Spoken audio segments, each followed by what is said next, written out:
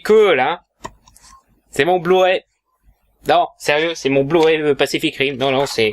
Vous voyez? Ouais, vous le voyez là? Ouais, c'est un Blu-ray. Ouais, ils sont de plus en plus bizarres, les Blu-ray, mais c'est cool. Depuis que le grand Guillermo del Toro a fait l'excellent Pacific Rim, la culture pop japonaise a prouvé qu'elle pouvait inspirer d'excellents films occidentaux avec un bon petit succès. Là où jusqu'ici, les adaptations américaines de trucs japonais étaient soit de grosses séries B comme Ken le Survivant ou Dragon Ball Evolution, ou des chefs-d'œuvre méconnus comme Crying Freeman ou Speed Racer. Donc il y a de grandes chances que les producteurs essayent de profiter du succès de Pacific Rim. Si, succès. Budget de 190 millions, il en a rapporté 411. Donc avec ce succès, il y a des chances que certains producteurs décident d'en profiter en adaptant une certaine licence japonaise avec des gros robots. Mais laquelle? Ah, Megabots. C'était évident, non? Fallait bien qu'est-ce qu'ils allaient...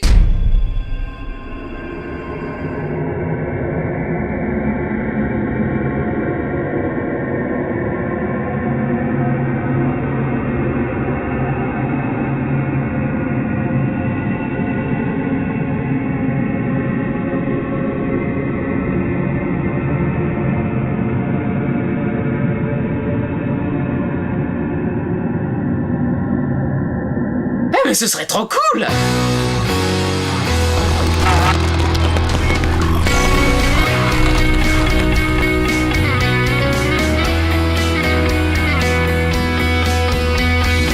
Neon Genesis Evangelion. Pour ceux qui connaissent pas, c'est l'un des plus gros animés de l'histoire de la Japanimation. C'est une saga qui s'étale sur une série de 26 épisodes et d'un bon paquet de films, notamment le tout récent reboot dont on attend encore le dernier film. Cela se passe en 2015.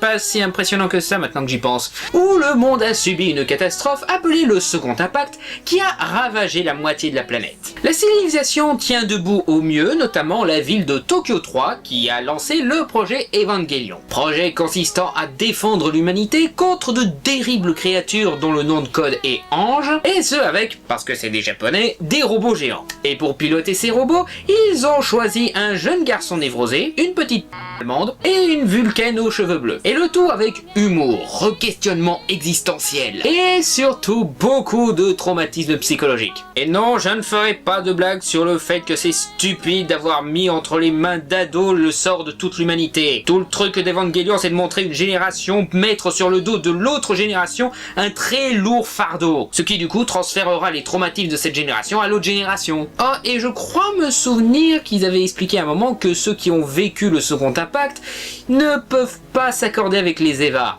Donc voilà, vous l'avez votre explication. Mais bon, de toute façon, nous ne sommes pas là pour critiquer Evangelion. Ça, je le garde pour un certain épisode d'Alert Spoiler saison 2. Non. Aujourd'hui, nous allons faire comme j'avais fait avec Kingdom Hearts 3, nous allons partir dans le monde du fantasme en parlant de la possibilité de faire un film live sur Evangelion. Car après le succès de Pacific Rim, il y a de grandes chances que cela arrive. Bon, à tous ceux qui vont me dire... Et allez, encore un qui va dire que Pacific Rim copie Evangelion. Je ne dis pas que Pacific Rim s'inspire ou copie Evangelion. Je sais très bien qu'Evangelion s'inspire d'animés beaucoup plus vieux que ça et de pas mal de films de la catégorie Kaiju, notamment Godzilla. Cela dit, faut être aveugle pour ne pas voir les similitudes entre Evangelion et Pacific Rim. C'est juste qu'ils ont eu les mêmes inspirations, les mêmes références et bien sûr ils ont le même concept. Et justement parce que c'est très similaire, on peut imaginer que des producteurs essaieront de profiter de ces similitudes pour surfer sur le succès de Pacific Rim en adaptant Evangelion. Et là vous allez encore me dire... Et FFF, ouais, comme si Hollywood s'intéressait à une licence bien otaku comme Evangelion. Eh bien sachez qu'il existe un projet d'adaptation live d'Evangelion bien avant que Guillermo del Toro fasse un film avec des robots géants. Tu vas arrêter de me contredire un peu. Nope. Et oui, un projet de film Evangelion existe depuis 2003. Ils ont même dessiné des croquis de production pour vous dire. Rei avec des cheveux noirs. J'imagine déjà les otaku organiser un gros 11 septembre à Hollywood juste pour avoir osé faire cette énorme trahison qui détruit tous les fondements d'Evangelion. Mais vous vous rendez pas compte? Si Shinji il porte une chemise noire, mais c'est une insulte envers l'anime. Et qui préparait ce projet? ni plus ni moins que la compagnie néo-zélandaise d'effets spéciaux Weta Workshop. Oui, la compagnie du grand Peter Jackson. Les mecs qui ont donné vie à Gollum, qui ont révolutionné les effets spéciaux et le cinéma à grand spectacle avec 2 superbes trilogies, adaptant avec honneur, respect et créativité l'une des meilleures sagas littéraires de l'histoire, mais qui ont aussi participé aux effets spéciaux de Fantôme contre Fantôme, Tintin, iRobot, King Kong, District 9, Avatar, se donnant la peine d'adapter Evangelion. Ça fait rêver, hein. C'est comme si Tarantino annonçait tout d'un coup « Ouais, j'ai envie d'adapter Cowboy Bebop en film, je peux ». Le patron de la compagnie, Richard Taylor, était... Qu'est-ce que je dis ? Il est toujours enthousiaste à l'idée de faire ce film. Il pense sincèrement que cette histoire mérite d'être racontée en film. Il a même présenté le projet au studio Gainax et aux créateurs de la série Anno Hideaki, et ils ont apparemment adoré. Le problème, c'est que... c'est bien beau d'avoir un concept, mais... faut-il avoir un réalisateur, scénariste, acteur, budget, date de sortie, production. Bref, parce qu'il manquait de tout ça, le projet fut vite mis au placard et entra dans ce qu'on appelle l'enfer du développement. Bonjour, comment ça va? C'est votre premier jour? Faut dire, ouais, imagine vendre ça à un gros studio hollywoodien. Bonjour. Ouais, j'aimerais faire un film post-apocalyptique où l'humanité fabrique des robots géants pour combattre des anges exterminateurs avec comme personnage central un gamin faiblard, associable, fuyard, branleur au premier sens du terme, qui vivra des tas de traumatismes psychologiques, qui vit chez une folle alcoolique et souvent à moitié à poil, avec une pute allemande et un pingouin, qui pilote un de ces robots géants pour aider une organisation secrète à créer une sorte de Jésus mutant qui détruira l'humanité pour unir toutes les âmes dans la Lune. Et le budget serait de 120 millions de dollars. Je voulais juste faire un film avec des gros robots. Cela dit, Richard Taylor et ses potes restent confiants. T'as même beaucoup de fans d'Evangelion qui expriment leur soutien pour la création de ce film. L'un de ces fans étant Robin Williams. Ah, c'est pour ça qu'il y avait une figurine d'Evangelion dans Photo Obsession. Et donc Robin Williams trouvait ça normal qu'un gamin de 8 ans regardait The End of Evangelion ? Mon moment préféré, c'est quand Shinji se masturbe sur Asuka. Oh, et qu'est-ce que t'as pensé du moment où Rei devient une nana à poil géante détruisant la planète ? Bof, je préfère quand elle se fait toucher le nichon par Gendo. Et le moment où l'Eva 02 se fait bouffer par les méchants Eva et se fait étirer les intestins. Ah, désolé, je dois rentrer, j'ai un chat à balancer contre un mur pour mettre ça sur internet. Ok, amuse-toi bien. Donc avec tous ces gens qui demandent qu'à être approuvés pour lancer le projet, le succès de Pacific Rim devrait leur donner un bon coup de pied aux fesses. Et ça convaincra sûrement certains studios à faire le film. Mais si ça arrive, par pitié les mecs, évitez la Fox. Ok, on vous le fait faire ce projet. Mais alors seulement si Brett Ratner réalise. Si Channing Tatum joue le héros, si Misato soit joué par Tyler Perry, que Rey soit joué par Megan Fox, que l'ange soit joué par Timothy Olyphant, et la musique, je veux du dubstep les mecs. Et les Eva, vous me les transformez en Camaro. Qu'est-ce qu'on a fait ? Débranche-le, il sentira rien. Bon, enfin, le projet en lui-même, au vu des dessins de production, semble assez magnifique. Les décors et Eva semblent très respectueux de leur modèle d'origine, mais tout en y ajoutant un petit truc pour les rendre différents, mais dans le bon sens. Et ils ont l'air de bien exploiter le côté bestial des Eva. Bon, après, je sais de quoi vous avez tous peur à propos de ce possible projet. Vous avez peur que tous les personnages deviennent non japonais. Et le projet avait déjà prévu ça. Misato, par exemple, a été renommée Suzanne et Asuka allait être renommée Kate Rose. Apparemment, ils ont enlevé cette idée du projet, mais honnêtement, avec les studios américains et tout, il y a de grandes chances que les producteurs imposent le changement de race pour que tous les acteurs deviennent blancs et pour que l'action se passe plus à Tokyo, mais aux États-Unis. Mais vous savez quoi ? Je vais vous révéler un secret. Ce serait pas si grave que ça. Je suis d'accord que le changement de nationalité des personnages a généralement une réflexion très conne derrière, du genre « Oh ouais, mais les Américains ils s'identifient pas aux Japonais !» Dis ça aux fans de Pacific Rim, de Jackie Chan, de Jet Li, de Miyazaki. Mais honnêtement, que les personnages soient blancs ou asiatiques, ça ne changerait rien à la qualité du truc. La série avait même déjà une blanche de l'équipe, à savoir Asuka. Elle est allemande après tout. Du moment qu'ils mettent des bons acteurs dans le casting, c'est tout ce qui compte. Et si ça peut faire plaisir à des producteurs cocons de mettre des blancs au lieu des asiatiques, bah, dans ce cas, pourquoi se priver? Parce que je ne sais pas vous, mais moi, quand je regarde Evangelion, je vois pas un japonais entrer dans un robot géant, je vois pas un japonais faire des blagues rigolotes et boire de la bière, non, non. Je vois un gosse monter dans un robot, et je vois une très chouette nana faire des blagues et qui boit de la bière. La nationalité des personnages n'est pas importante, ce qui compte c'est les personnages, leur histoire, leur personnalité, leur jeu d'acteur, leur empathie, leur évolution. Si tu réussis ça, tu peux me faire un défilé de la race aryenne, moi je vais quand même adorer le film. Et là, les plus malins des otaku parmi nous vont me dire si l'action se passe autre part qu'au Japon, ça détruit tous les thèmes principaux de la saga.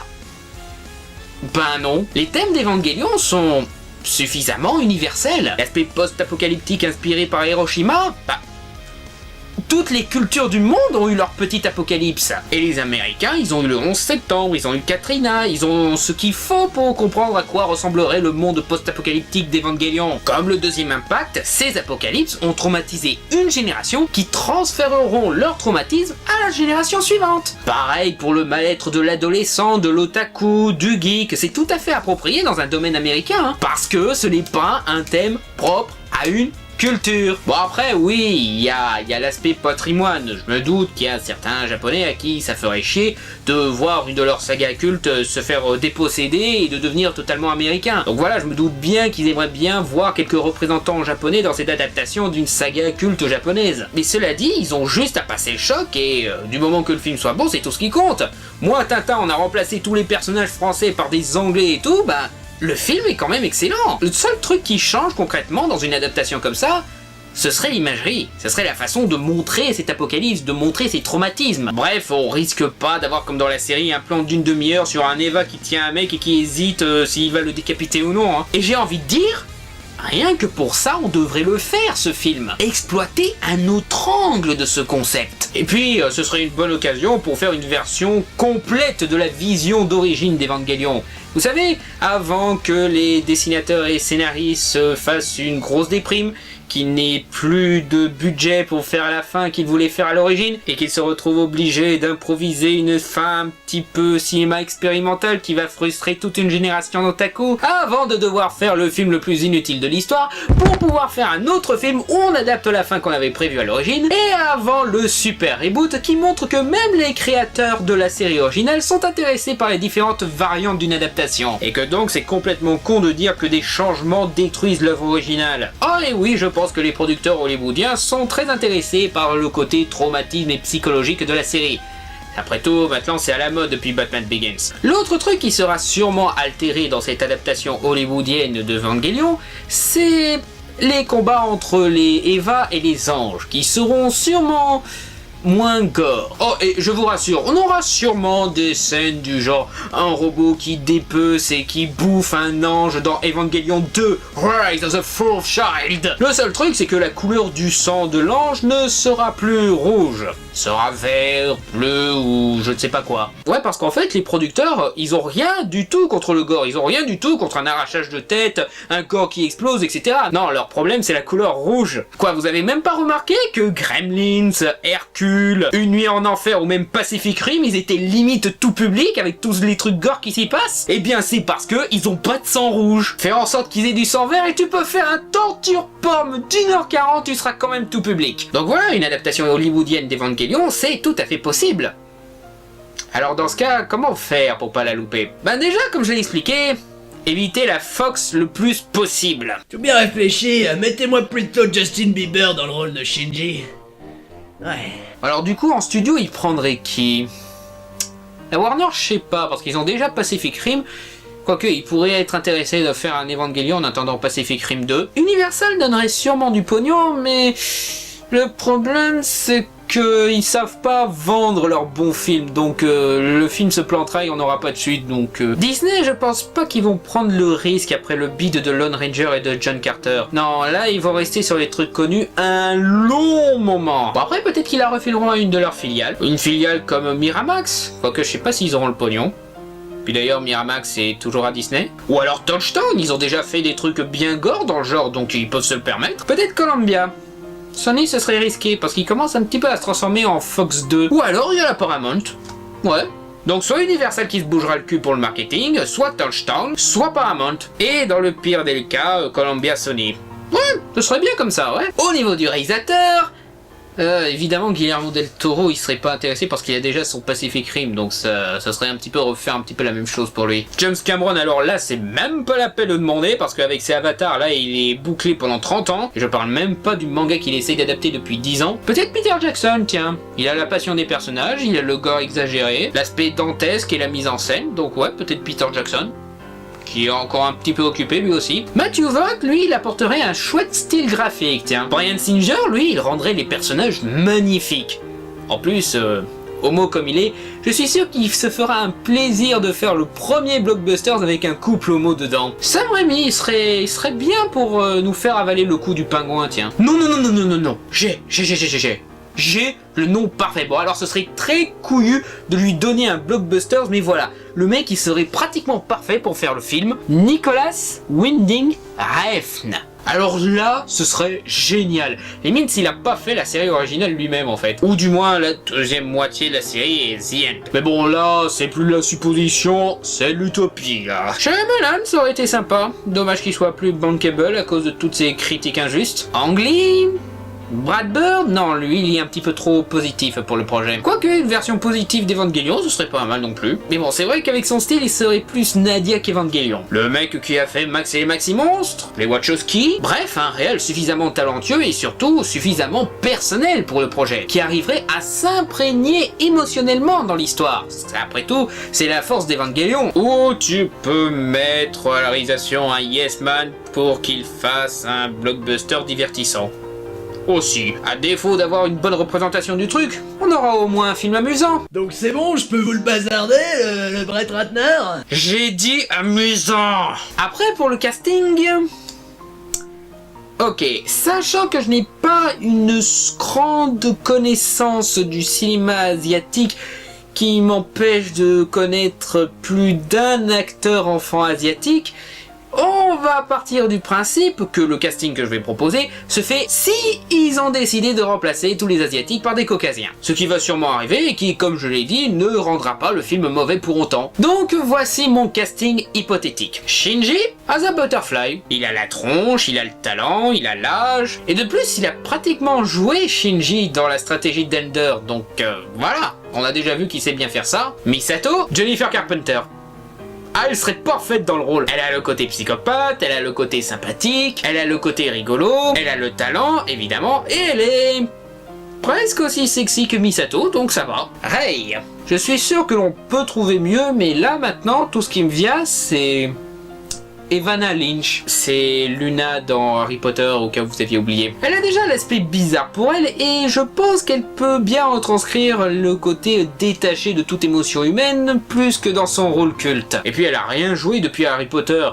La pauvre. Asuka, Chloé Moretz. Et tout contre-argument est irrecevable parce que Chloé Moretz, biatch. Gendo. Pour Gendo, il y a plusieurs choix cool. Mais disons que là, j'ai bien envie d'aider un certain acteur de se changer les idées après une saga toute merdique. Donc c'est pour ça que je dis... Billy Burke. Le seul à avoir réussi à apporter du charisme dans cette saga de merde de Twilight. Imaginez ce que ça donnerait avec un personnage charismatique comme Gendo. Ritsuko Akagi. Amanda Tapping? Non, trop évident, non. Bon, alors, qui on a d'autres Oh, pour rester dans les femmes de série SF badass, je vais dire Anna Torv, tiens. Fuyutsuki. J'ai pensé à proposer Peter Capalbi, mais là, il est pris dans 400 séries en même temps, donc... Oh bah, Bruce Greenwood. Tiens, voilà, il a le sourire parfait pour le rôle. Ou alors, pour ajouter un noir dans l'équipe, Morgan Freeman. Ouais, aussi, ça marche aussi. Kaiji. Nathan Fillion. Oh, je suis trop faible comme geek. Oh, je suis trop faible. Je peux pas résister. Oh. Allez, on va dire James Franco, il a le style qui va. Bon, on va pas faire le casting pour tous les personnages secondaires, mais... Allez, un petit dernier. Kaworu. Thomas Sangster. Il a le côté joli garçon qui cache quelque chose derrière qui va avec le personnage. Et puis, imaginez les fangirls qui font fantasmer sur un couple entre Asa Butterfly et Thomas Sangster. Et non, c'est pas dégueu. Ils ont l'âge légal. Elles vont te le dépuceler, Hugo Cabret. Bon, après, ce casting-là est seulement basé sur... aucune recherche en dehors d'acteurs déjà actifs et ayant déjà montré leur talent, donc voilà. Il est fort possible qu'un film Evangelion ne reprenne aucun des rôles que j'ai proposés. Et ce serait pas un mal pour autant. Ils peuvent très bien mettre des acteurs inconnus, ce qui ne veut pas dire sans talent bien sûr, ou qu'ils mettent des acteurs habitués à un tout autre registre, ce qui serait tout aussi bien et permettrait aux acteurs de varier leur talent, ou amener une orientation de ces personnages totalement inédite. C'est vrai ça, pourquoi gueuler quand on met Jesse Eisenberg en Lex Luthor? On en parlera dans un autre Parlons Cinéma, tiens. Si je fais ce casting hypothétique, c'est pour montrer à quel point Evangelion peut être une superbe opportunité, et présenter des tas d'avantages créatifs et qualitatifs. Et bien sûr, le film sera l'occasion de faire une bonne grosse pub pour un animé qui n'a pas assez de fans. Parce que, même si le film se révèle être une grosse bouse... Ah, mais c'est pas très gentil ça, on fait quand même des bons trucs 1 ou 2 fois par an. Eh ben, croyez-le ou non, ça n'entacherait pas la série, elle sera toujours excellente, la continuité ne sera pas touchée par une mauvaise histoire d'une grosse bouse ou quoi que ce soit. Tout ce qu'il aura apporté concrètement à la saga, c'est une pub, bonne ou mauvaise, et si ça se révèle être un bon film, et ben alors ce sera une preuve de passion pour une saga culte. Une occasion pour exploiter des thèmes et faire plaisir à des spectateurs en leur faisant découvrir une superbe licence. On n'a aucune annonce officielle jusque-là, donc rien que l'idée de ce film est une hypothèse. Mais au vu de l'envie que le projet suscite auprès des mecs de Weta, ce serait dommage de se priver. Ce serait vraiment dommage de se priver de cette opportunité juste pour éviter d'énerver des otaku qui ne veulent pas donner sa chance à un film. Au pire, on regrettera rien. Au mieux, on regrettera rien.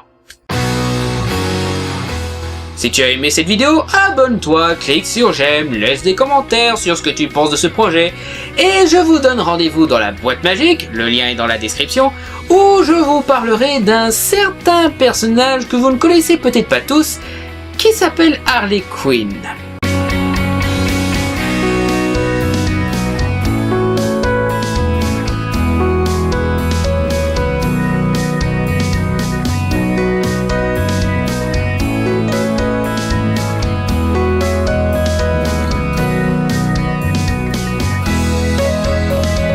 Et je veux que Cleva se transforme en Camaro.